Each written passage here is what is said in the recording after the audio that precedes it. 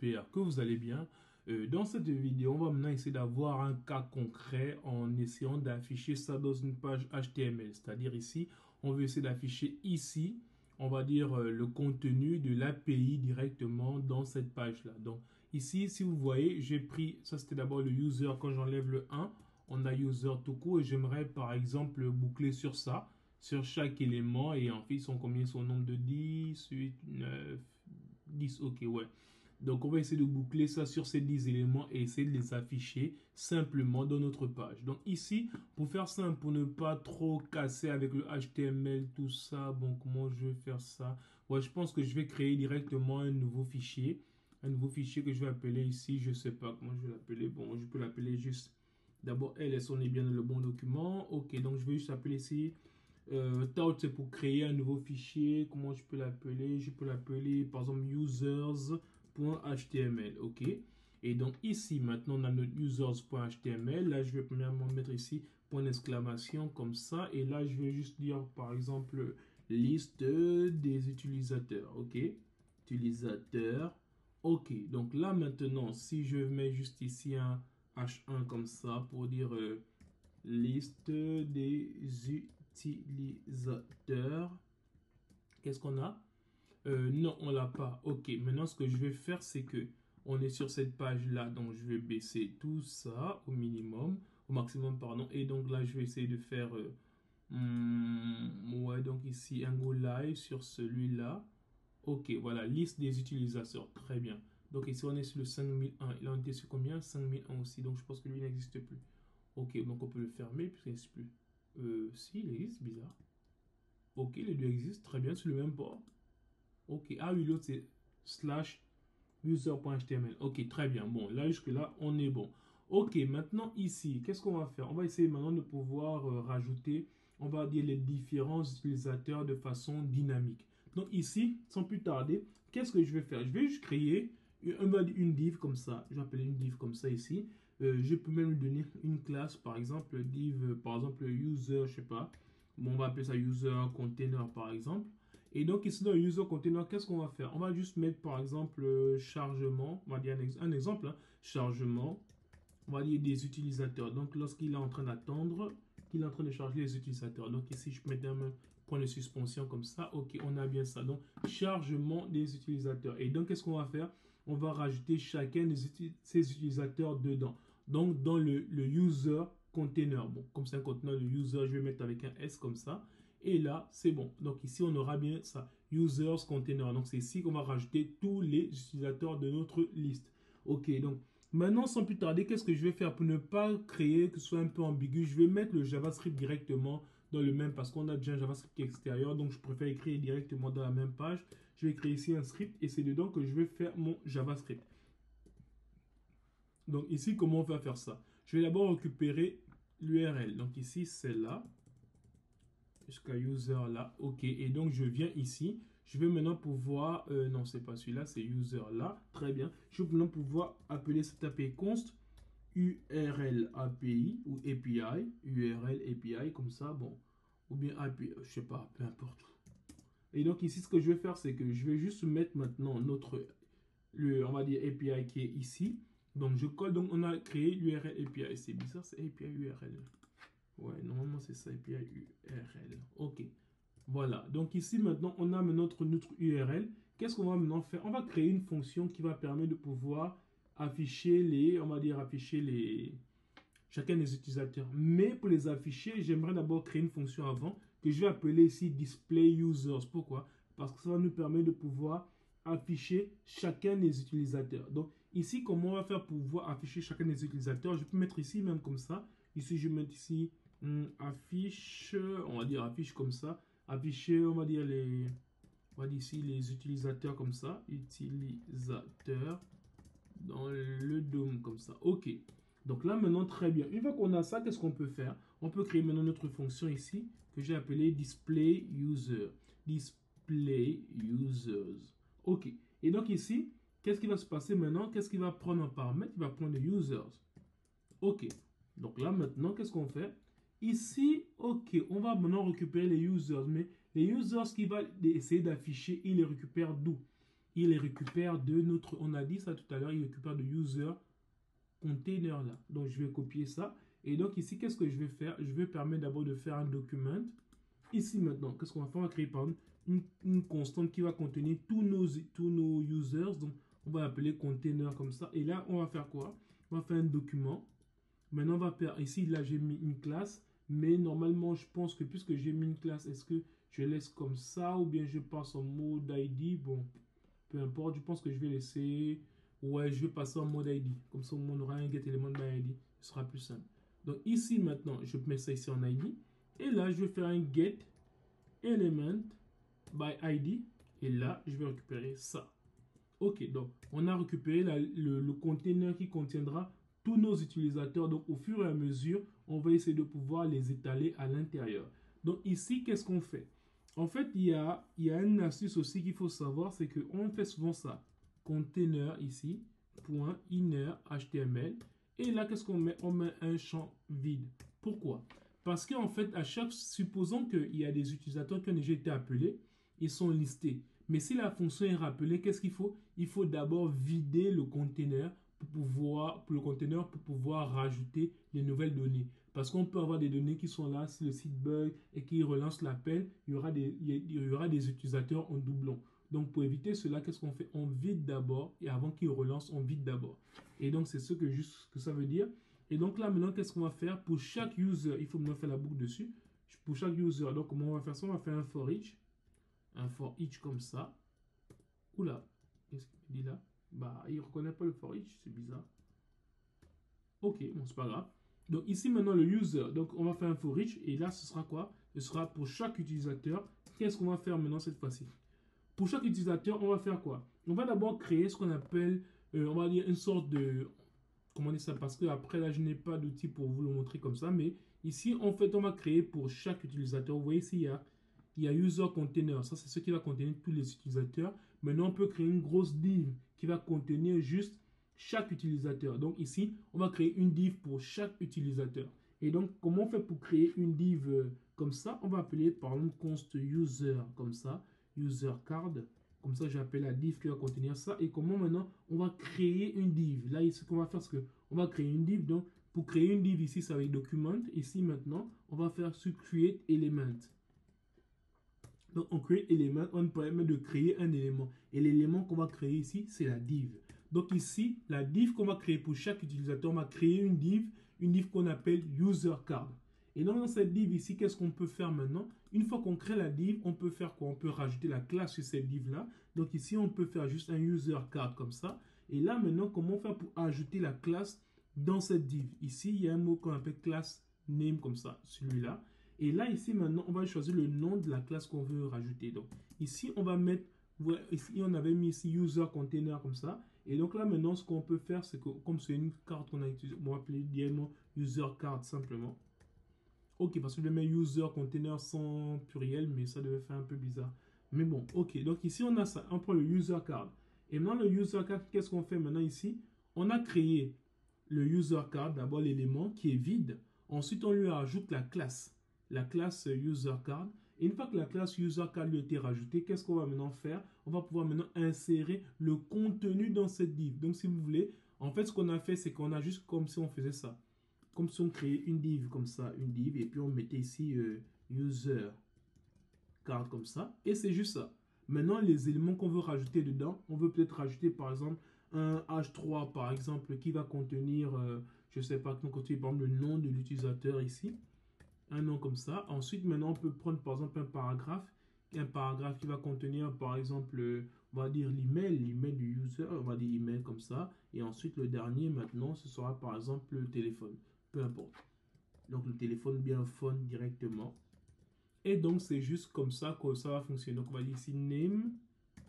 Et puis, donc, ici, name dans un H3, le phone ici, voilà. Donc, voilà ce qu'on peut faire. Après, on peut mettre en gras, on peut faire ce qu'on veut, on design comme on veut, ainsi de suite. Donc, on pourra repasser sur le design juste après que tout soit bien clair. Donc, ici, c'est comme ça qu'on va faire. Donc, on a créé d'abord, on a créé ici le user card de cette manière. Il faudra maintenant rajouter ces trois éléments-là dedans. Donc, comment on fait pour rajouter les éléments dedans? On va juste faire un user card comme ça. Et dans le user card, maintenant, qu'est-ce qu'on va faire? On va juste mettre le inner HTML. Donc, on va permettre de rajouter un HTML. Quand un HTML, comment on va faire? On va mettre des baptypes. Comme ça, les baptypes vont nous permettre de pouvoir gérer nous-mêmes les espaces comme on veut. Et donc ici, si on veut gérer les espaces, comment on fait? Bon, je vais mettre ça ici comme ça. Je vais mettre un H3. Non, il ne reconnaît pas. Oh, ça va être pas beau. Ça va être long à faire ça. Oh là. Bon, c'est pas grave. On va le faire quand même. H3. Donc ici, maintenant, là, on va mettre quelque chose de très simple. Ici, on va mettre, comme on a mis les... Comment dire ça? Comme on a mis ici avec les backtips. Donc, si on veut mettre une variable dedans ici, on va juste mettre $. Et après, on va faire ça. Et là, vous vous rappelez, c'est pour chaque user. Donc, user ici, le premier, on va récupérer le name de user. OK? Ensuite, maintenant, le name de user, parce que si vous voyez, quand on vient là, oui, bon, ça va venir être corrigé plus tard. Ici, il y a quoi? Il y a le name qui est là. Il y a l'email qui est là. Oui. Il y a l'email qui est là et il y a le phone qui est là. Après, on peut occuper plein d'autres choses. On peut occuper le website aussi. On peut occuper le username. Si vous voulez, je mets name, username, name, username, email. Voilà, on peut prendre les name, username, email et phone. Ok, donc on va récupérer ça. Et ici, donc on va prendre le name ici que je vais mettre là comme ça. Ensuite, je vais mettre, non, pardon, je vais mettre ici dans le paragraphe. Ou bien, ouais, non, non, c'est bon, je vais mettre ça comme ça. Et là, je vais mettre ici un P. Ok, et là, maintenant, je vais mettre ici user. On avait dit quoi? Le username, ok. Username. Ensuite, bon, pas besoin de user. Je sais pas. Ouais, bon, en tout cas, c'est pareil, on a le choix. Bon, je prends juste 3, ça.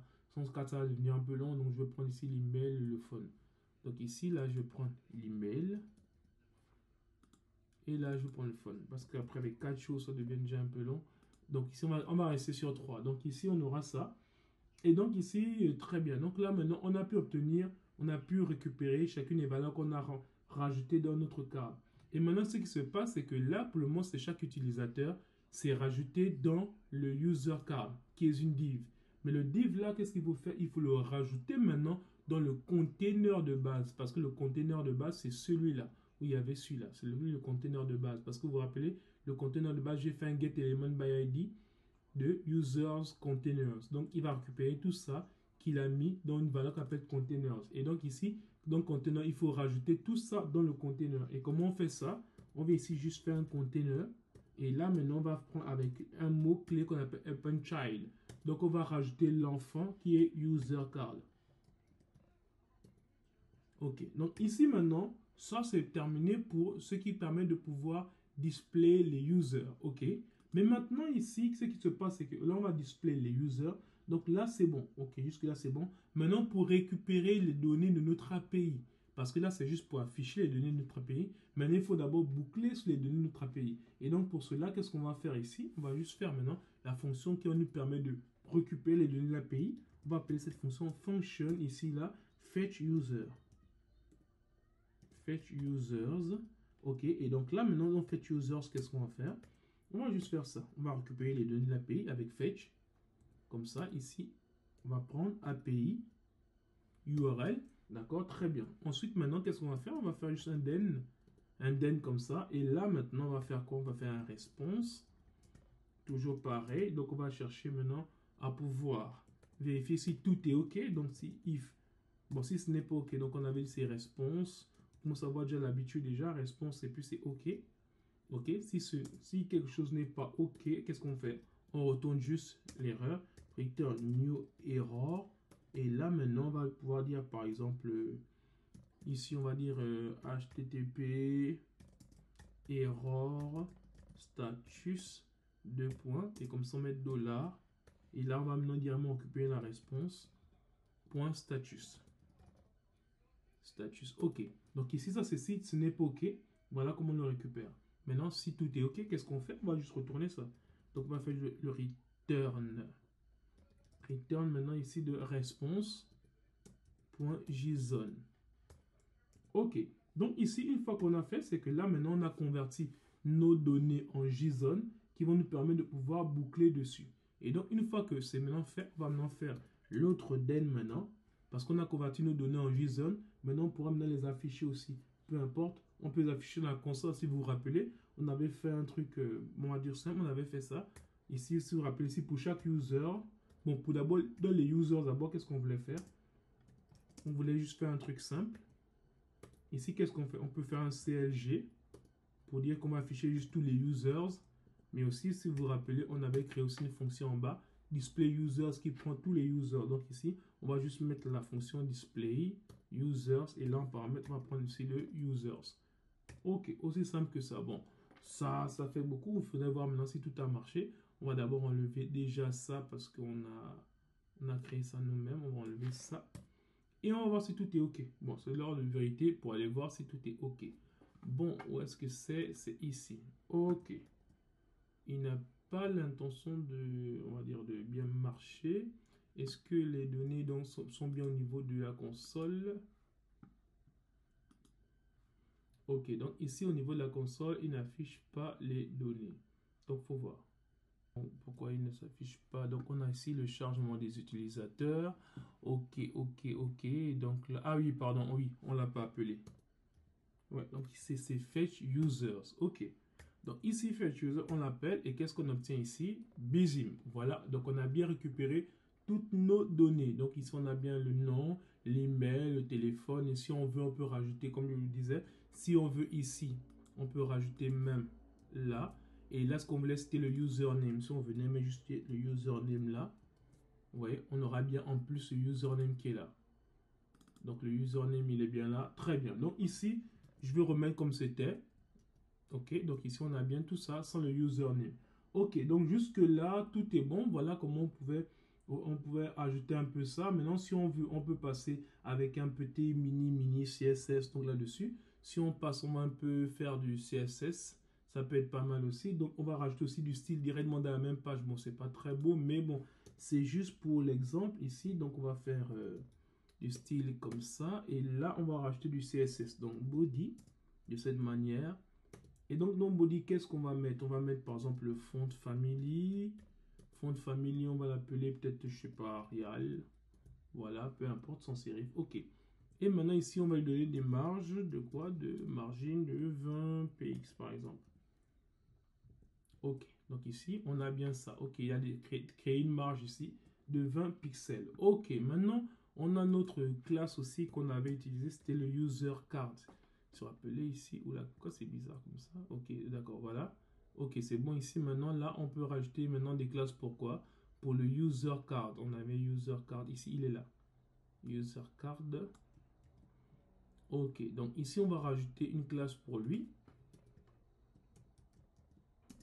OK, et donc là maintenant, pour le user card, qu'est-ce qu'on peut dire? Par exemple, on peut rajouter des borders ici. Par exemple là, pour mettre border, on va mettre quoi? Peut-être un PX, par exemple solide pour qu'il soit bien continu. Et on peut donner, je sais pas, une couleur, peu importe, CCC. On va dire sur du gris et un blanc cassé. Et donc là, si on va voir, OK, vous voyez, ça commence à faire quelque chose de plutôt pas mal. Et donc jusque là c'est bon. Ensuite maintenant qu'est-ce qu'on peut rajouter? On peut rajouter des marges intérieures dedans. Donc ici on va rajouter donc padding par exemple de 10 px. On va voir ce que ça donne ici. OK, voilà. Donc il y a déjà des marges dedans ici. OK, ensuite autre chose qu'on peut faire, parce que comme c'est trop collé, il vaut mieux les séparer aussi parce que là c'est collé. Donc on peut rajouter par exemple aussi une margine comme ça. Et on va mettre par exemple margine 5 px pour voir ce que ça donne. Là, qu'est-ce qu'on a? OK, on a une marge très bien. Donc ici, là, c'est plutôt pas mal. Ensuite, maintenant, vous voyez, c'est un peu trop carré. Donc, ce qui est carré n'est pas souvent très beau. Donc, on va border radiuser ça. Donc, ici, on aura ici border radius. Donc, ici, je vais mettre aussi, par exemple, 4px. On va voir, 4, 6, on va voir. Ouais, ça sort pas trop. Je vais mettre peut-être 6. OK, bon, là, c'est déjà plutôt pas mal. Donc là, déjà, on a déjà quelque chose qui n'est plutôt pas mal. Et maintenant, on peut mettre, on va dire, une couleur de fond, par exemple. Couleur de fond, peu importe. On va dire background color. Background color comme ça. Bon, qu'est-ce que je peux mettre comme couleur ici? Peu importe. F. Ouais, F, ça fait quoi? C'est quelle couleur? Ouais, non, ça, c'est pas très... Je sais pas, en tout cas, on va voir. Ouais, je sais pas trop. Je sais pas trop.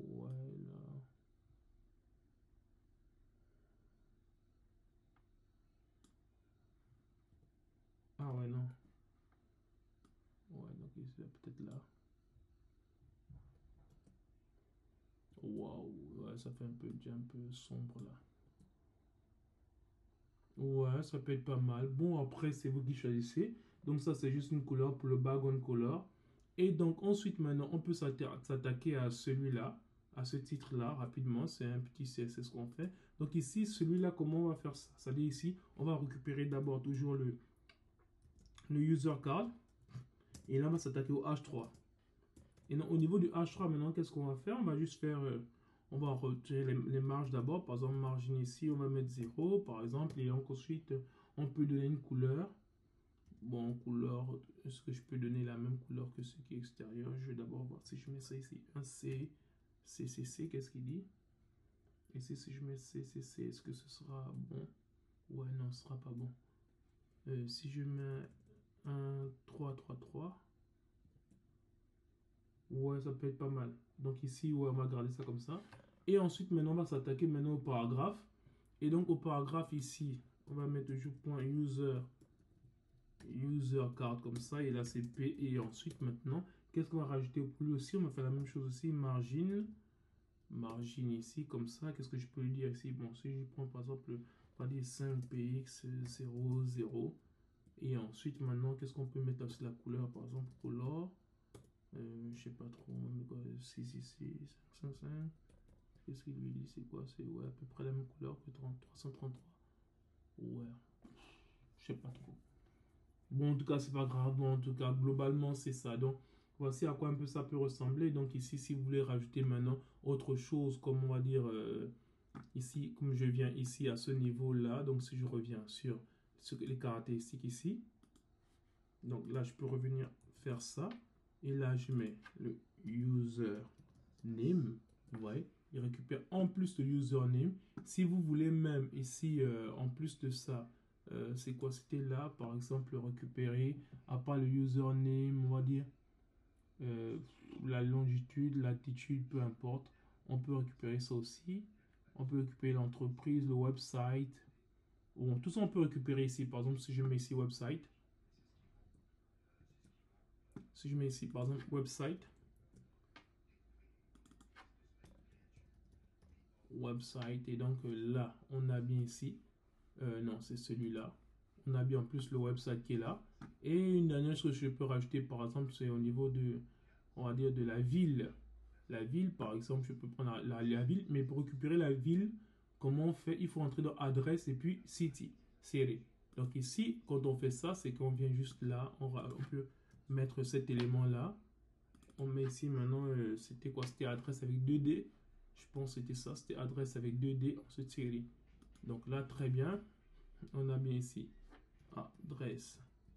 Ensuite, point série. Ok. Donc, vous voyez, ici, on a bien la ville ici qui est là. Ok, South Elvis, ainsi de suite. Donc, voici un peu globalement comment on peut faire ça. Donc, on a pu récupérer des données de l'API et on a pu les afficher dans notre front et on a pu boucler dessus. Si vous avez des questions, n'hésitez pas. Je me ferai un malin plaisir de vous répondre. Rendez-vous à la vidéo prochaine. Merci.